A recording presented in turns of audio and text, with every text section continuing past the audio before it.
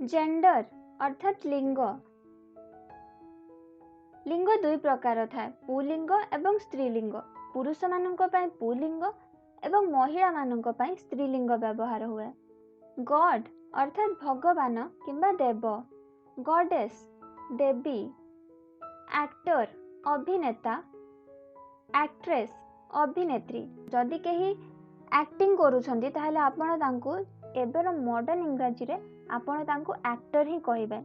किंतु जदि आपण स्पेसिफिक कहबाकू चाहूछंती ताहले आपण कहि परिबे जे पुरुष एक्टिंग करूछंती तांको आपण कहिबे एक्टर अर्थात अभिनेता, आ जे महिला अछंती तांको आपण कहिबे एक्ट्रेस अर्थात अभिनेत्री। कंडक्टर अर्थात परिचालक, फीमेल कंडक्टर स्त्री परिचालक। एडिटर संपादक, एडिट्रेस संपादिका, इंस्पेक्टर परिदर्शक, इंस्पेक्ट्रेस परिदर्शिका, पोएट कवि, पोएटेस नारी कवि। मेल टीचर अर्थात पुरुष शिक्षक, लेडी टीचर शिक्षयित्री। हीरो नायक, हीरोइन नायिका। किंग राजा, क्वीन रानी।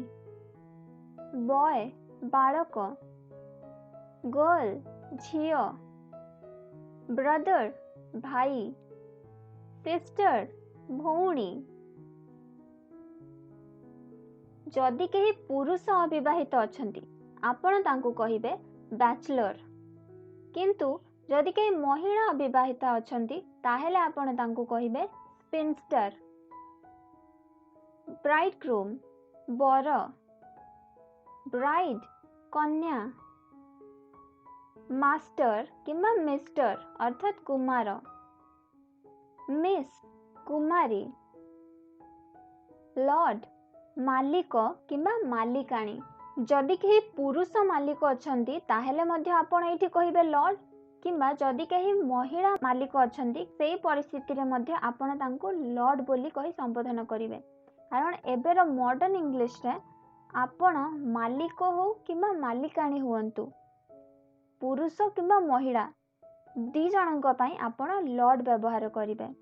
हस्बैंड स्वामी, वाइफ स्त्री, फादर बापा, मदर माँ, मैन पुरुष, वुमेन स्त्री, मेल पुरुष, फीमेल अर्थात महिला। सर महाशय। जदि आपण जन पुरुष को संबोधन करूछंती ताहेले आपण सर बोली कहि परिबे अर्थात महाशय। मैडम अर्थात महाशया। सन पुत्र, डॉटर पुत्री, अंकल अर्थात मामू मौसा दादा कका एमानंको आपण अंकल बोली कहि परिबे। आंट अर्थात माई किंबा माउसी खुड़ी एमानंको पई आपण आंट कहि परिबे, किंबा आपण आंटी मध्य कहि परिबे। मैरिड अर्थात सधवा किंबा विवाहिता, विडो विधवा। नेफ्यू भणजा, नीस भाणीजी। मेल फ्रेंड अर्थात पुरुष सांग, फीमेल फ्रेंड महिला किंबा झियो सांग, महिला सांग हो किंबा झियो सांग हो। चाइल्ड अर्थात शिशु, पुओ पिला हो किंबा झियो पिला हो दी जनक पई आपण चाइल्ड बोली कहिबे।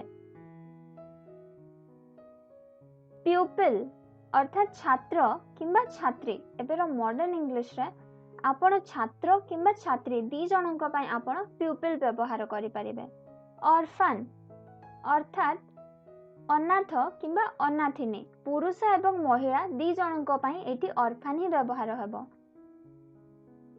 ग्रैंडफादर किंबा ग्रैंडपा अर्थात जेजे बापा। ग्रैंडमदर किंबा ग्रैंडमा अर्थात जेजे माँ।